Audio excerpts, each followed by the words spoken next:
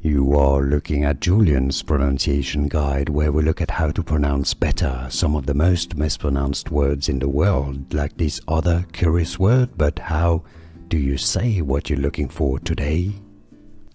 Let's learn how to pronounce these phrases once and for all correctly from Latin. If you want to learn more vocabulary, including biblical from the Bible and Latin, stay tuned. I've got more videos for you. Latin pronunciation: lux in tenebris.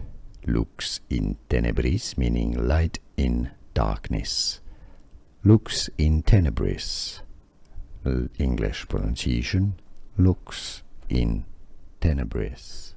Here are more videos on how to pronounce more confusing words and names too many mispronounced. Like this video if you found it useful. I appreciate your support. I'll see you soon, and thanks for watching.